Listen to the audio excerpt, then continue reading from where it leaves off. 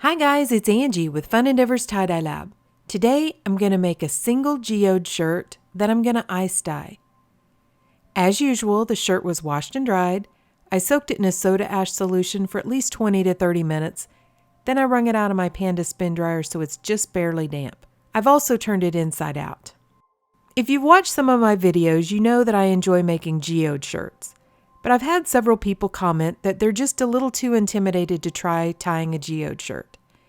So I thought I would show you how to just tie a single geode shirt so that you can kind of just get the feel for tying geodes. I'm using a child-sized shirt, and I'm going to find an area down on the front lower portion of the shirt where I would like for the center of the geode to be. I'm going to pinch that area and lift the shirt up off of the table. I'm only getting the top layer. I'm not getting both layers at the same time. Then I'm going to slide my other hand down the shirt just to kind of smooth it out and start tying from the bottom of the shirt. Now remember, this is just going to be one single geode. So this area that I have pinched at the very end is going to be the center of the geode, and the rest is going to be the rings radiating from the geode. So beginning at the bottom of the geode, I'm using my sinew to tie lines, and I don't want them all the same width, so I'm going to leave varying widths between the lines when I tie them. I also don't want the shirt to be totally smooth. I don't mind if there are some wrinkles in the shirt because that's going to give a little bit of an unusual shape. And I for sure don't want the very end geode to just be a regular circle. So the fold is going to be a little bit messy, and that's intentional. I'm using the sinew because this sinew is waxed. It's a flat waxed string, so when I tie it around and I pull it really tight, it will form like a waterproof barrier that won't allow the dye underneath these lines. Every area where you see me tying a sinew line, that's going to be a white area in my design.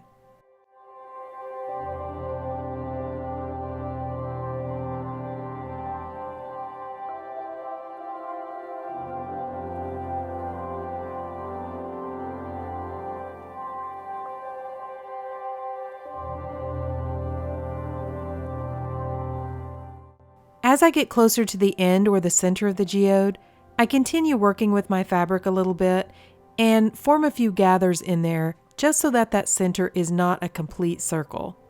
I don't want it to be a bullseye shirt. I want it to look more like a geode.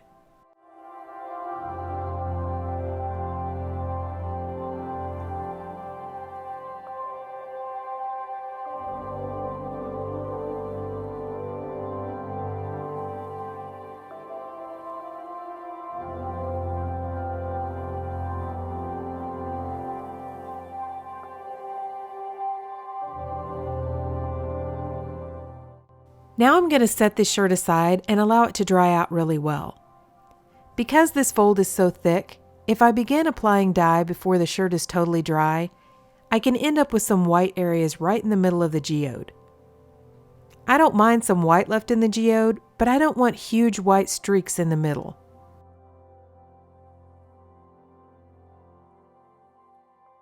I'm going to ice dye this shirt. So I've placed it on top of a rack that is down inside of a plastic container or tote, and I'm using some silicone cake molds to make myself an ice barrier around the shirt.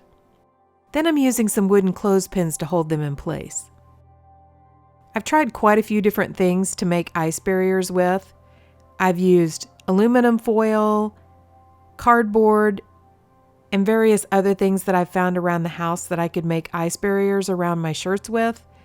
But these silicone cake molds truly are one of my favorites. I'll leave a link down below the video in the description for where I purchased them if you're interested. There are also links to what dye colors that I used and several of the other tools that I like to use when I tie-dye. You can apply the dye many different ways to a geode. You can just randomly sprinkle the dye on top, or you can apply it according to the different areas that you've made with the sinew. That's what I'm going to do with this shirt. I'm going to randomly apply the dye, but I am going to apply it in the various areas that I made with sinew. All the colors that I'm going to use for this shirt are Dharma Trading Company colors. I've tried to pull a few of the colors that I don't use very often and add them to this shirt. So for this shirt, I thought I would try something new that I saw. I am trying to apply the dye with some culinary precision drawing spoons. I wasn't really happy with the way they worked out though, and partway through the shirt, I just went ahead and started using a regular spoon. I can see where they would be good for other dye applications, but I didn't have great success with them for what I was doing. So if you see the weird spoons, that's what that is. I'm beginning down at the very end or the center portion of the geode with chamois from Dharma Trading Company.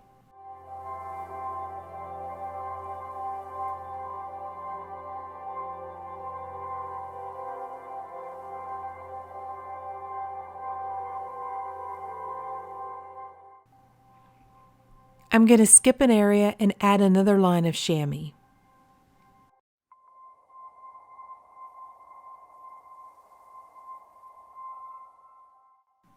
The next color is Sunrise Red.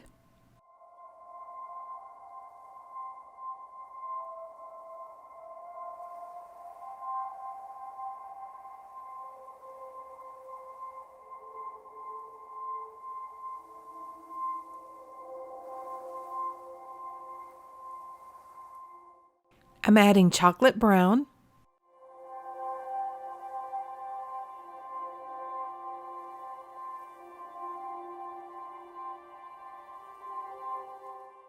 I'm also going to add chocolate brown to an area further down the shirt.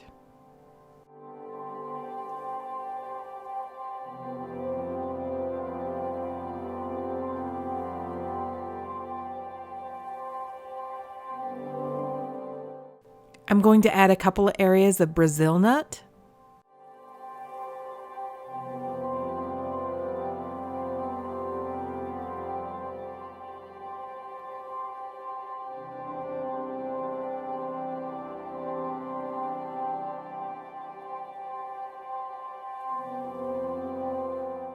Black cherry.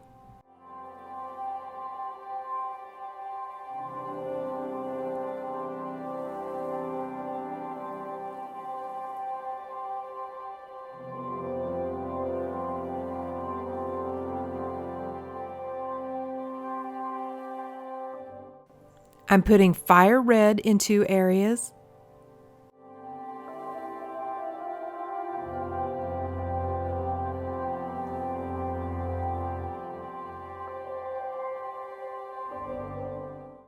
And the last 2 sections are going to be bronze.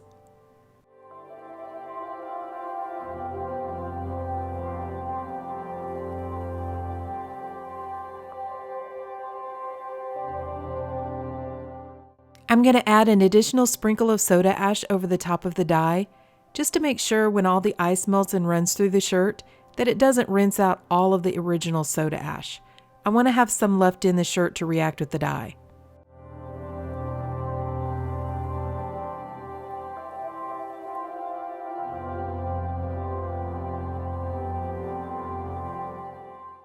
And now I'm going to add the ice on top of the shirt.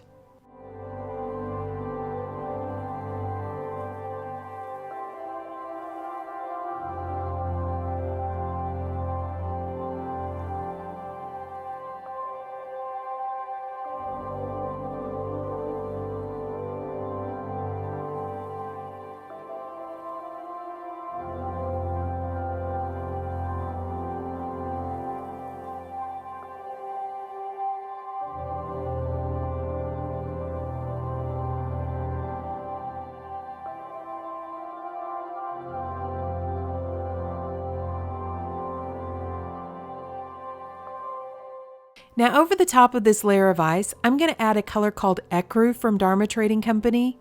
It's really just intended to add a little bit of dimension to the shirt. After the first layer of ice melted, I came back and there was still quite a bit of undissolved dye sitting on top of the shirt, so I added another layer of ice to the top.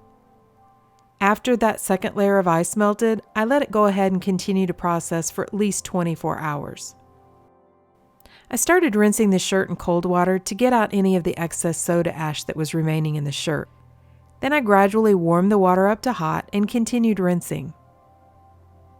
After I untied the shirt, I went ahead and ran a little bit of hot water down in my sink, put a very small amount of Blue Dawn dish detergent down into the sink, and I allowed the shirt to soak. I changed out the water a couple of times until the water was almost clear, and then I put it in the washing machine. I washed it in the washer using some hot water and a little bit of Dharma's textile detergent. Then I put it in the dryer, and this is what the shirt looks like. So I really like the way this shirt turned out. Normally, I reference an actual geode for the color pattern that I use, but this time I decided just to randomly choose colors that kind of blended well together and put them on a shirt with each other. I'm not entirely sure whether it was the chamois or the sunrise red that's responsible for the yellow color splits right in the middle of the geode. I don't know that I've ever ice dyed with either one of these colors. I suspect it's the sunrise red though, because in a liquid form, the sunrise red is kind of more of an orangey red color. I also don't use bronze a whole lot. I just kind of forget about that color. But I really like it. I like the orange splits that came out of the bronze. Has more of like a copper look in some areas. I really like it.